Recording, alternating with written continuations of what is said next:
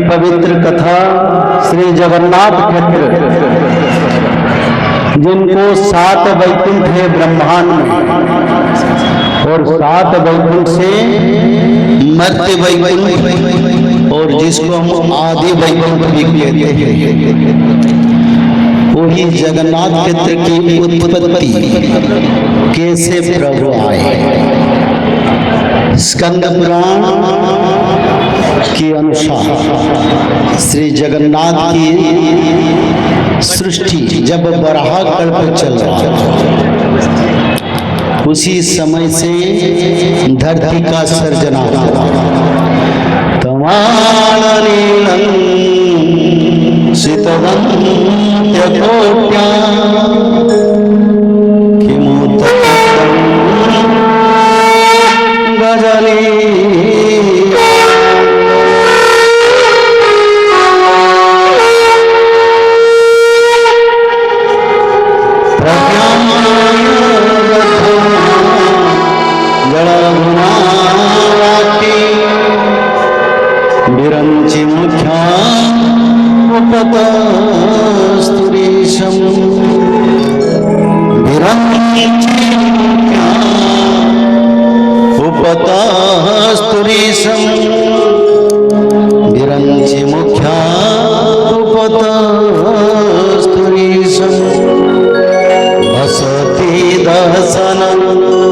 शिखर धारणी ससिनी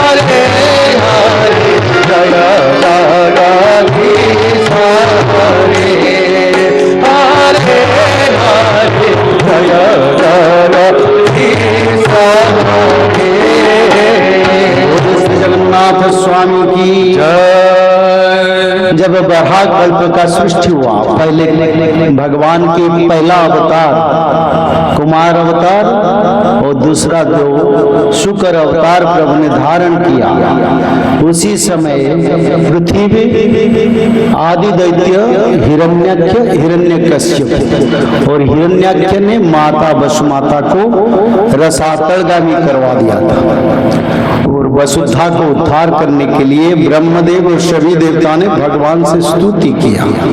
बोले प्रभु आप वसु माता यानी पृथ्वी को उद्धार करने से वहीं पर सृष्टि का शुरुआत होगा, और सृष्टि शुरू होने से मनुष्य जीव जगत अंडज स्वदेज जड़ चेतन नदी नद समुद्र सब का सृष्टि होगा, और सुंदर सा सृष्टि का संचालन होगा।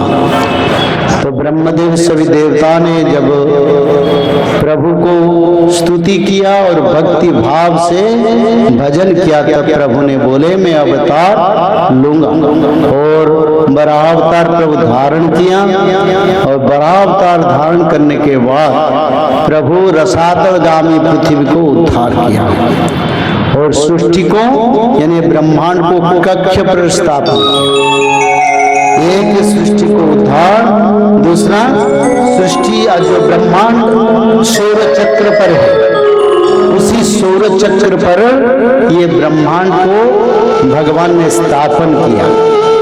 जैसे सूर्य चंद्र नवग्रह जलवायु परिवर्तन पंचभूत का स्थिति बने और जीव जगत का सृष्टि, ऐसे अनुकूल स्थिति पर सृष्टि को भगवान ने लेके ब्रह्मांड को स्थापन किया, और ब्रह्मांड स्थापन होने के बाद पहले बार प्रभु आके श्री जगन्नाथ क्षेत्र नीलाचल क्षेत्र में आके प्रभु सच्चिदानंद रूप में विद्यमान हो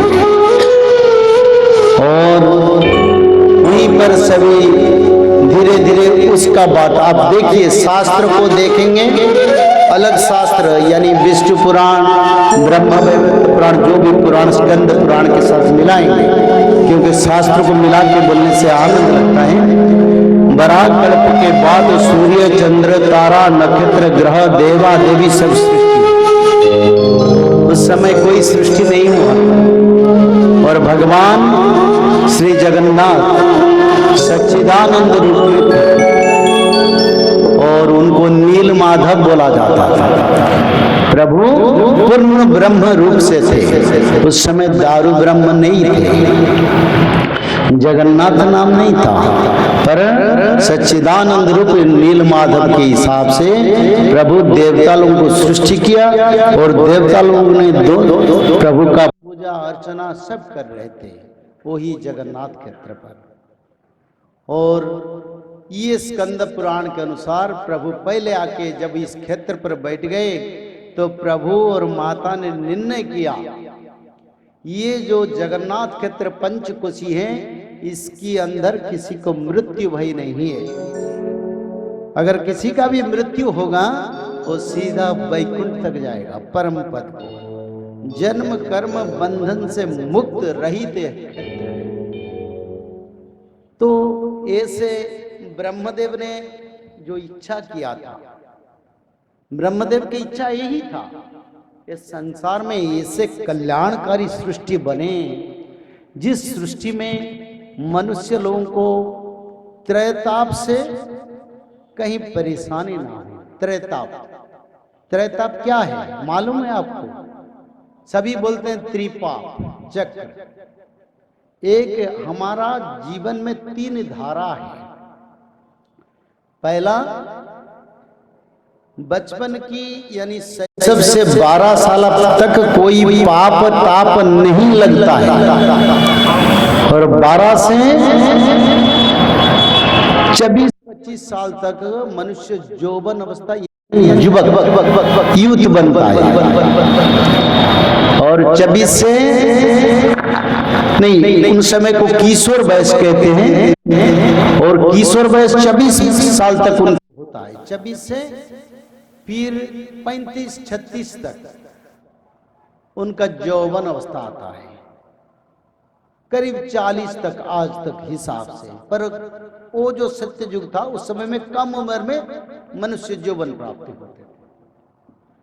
तो फिर 40 के बाद मनुष्य का जो मृत्यु समय है ये उसको वानप्रस्थ बोलते हैं, वृद्धत्व कहते हैं।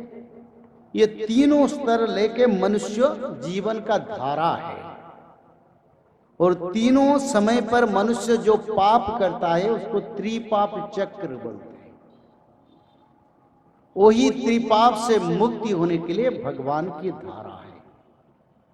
तो त्रिपाप चक्र से तापत्रय विनाशाय श्री कृष्णाय वयं नमः, यानी मनुष्य जन्म को त्रिपाप चक्र से उद्धार करने वाले प्रभु वाक्य विहारी भगवान श्री कृष्ण।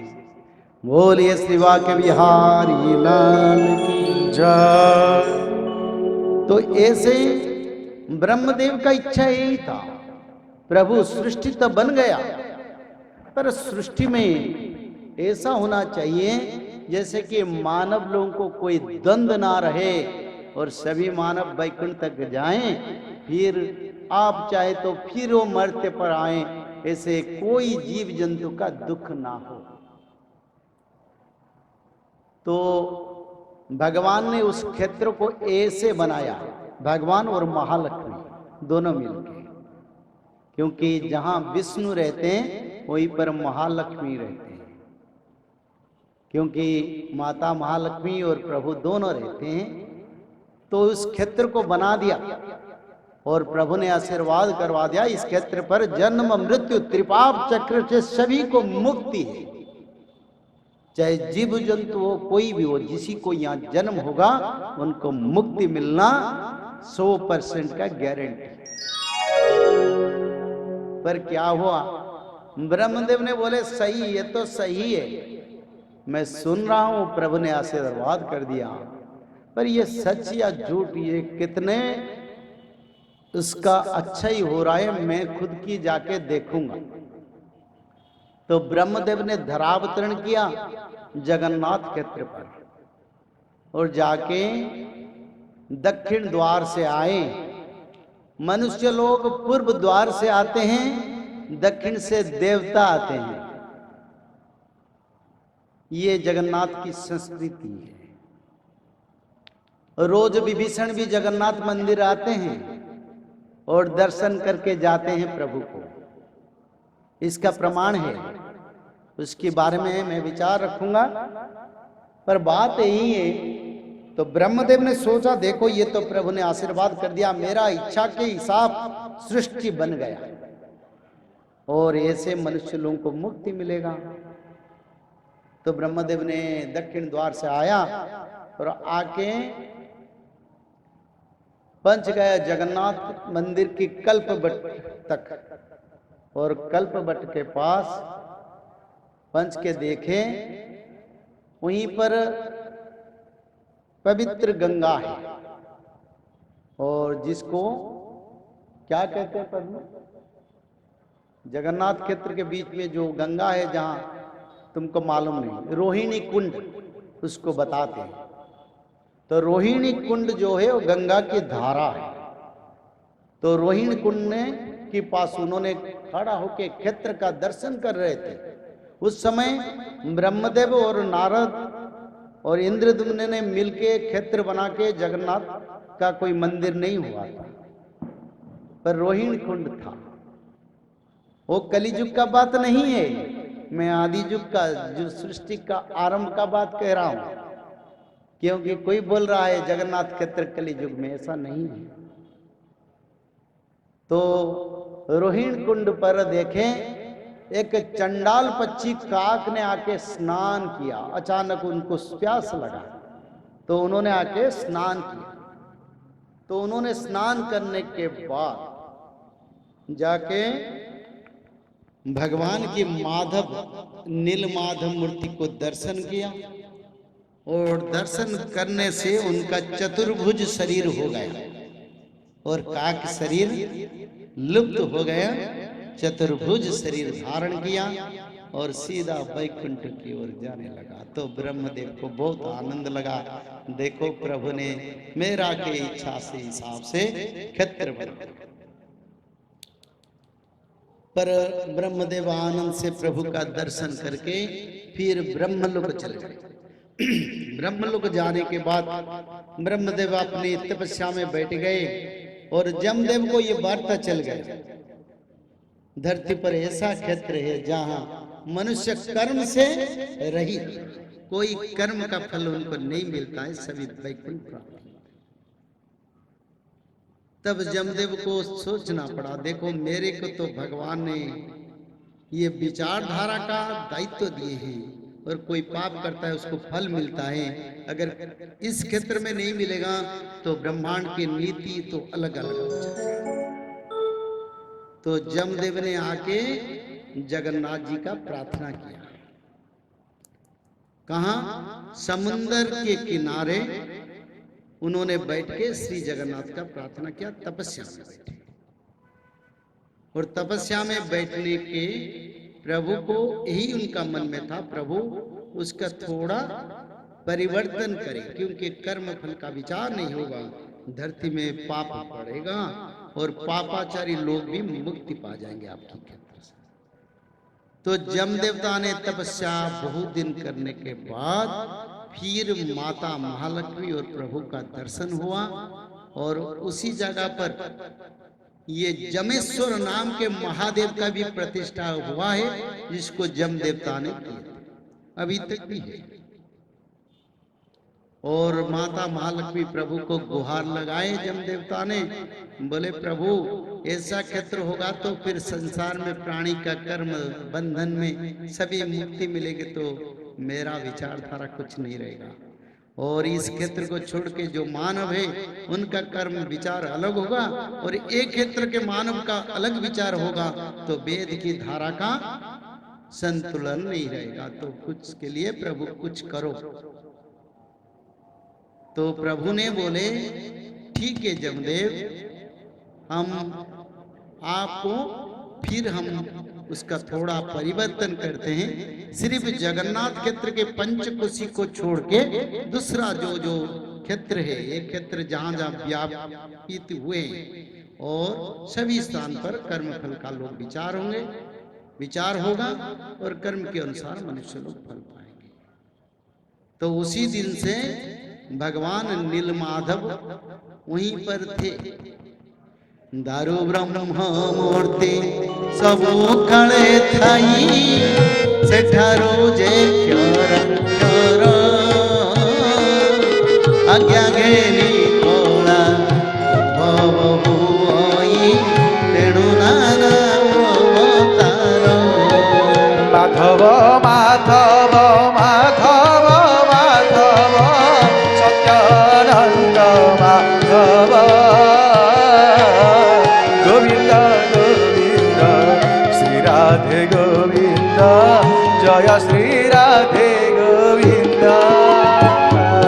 बोले सच्चिदानंद भगवान की जय। जय भागवत कथा की जय। श्री वाक्य बिहारी लाल की जय। माँ राधा रानी की जय। तो ऐसे पवित्र क्षेत्र बन गया जगन्नाथ क्षेत्र। और ऐसे चलते चलते फिर कलियुग आ गया, द्वापर युग का अंत हुआ, भगवान श्री कृष्ण का देहांत हुआ। और उसका बाद उनके प्रभु का सत्कार अर्जुन ने किया। और करने के बाद प्रभु का नाभि ब्रह्मदेश फिर रह गया, और जो समुंदर में उनको उन्होंने पवित्रता से रखवा दिया। और बाद में उसी समय इंद्रदेव और सभी यज्ञ करने के लिए आ रहे थे। और प्रभु की जो ब्रह्म है एक दारू से 3 शाखा होके जगन्नाथ क्षेत्र की बांकी मुहान पर यानी महोदधि की तट पर जाके यज्ञ के बाद प्राप्त हुआ इंद्रदेव को। उसमें श्री जगन्नाथ का दारू बना, बलभद्र का मूर्ति बना और माता सुभद्रा का। ऐसे जगन्नाथ क्षेत्र है। और महापुरुष अच्युतानंद ने लिखे हर युग में मैं ही पर हूं।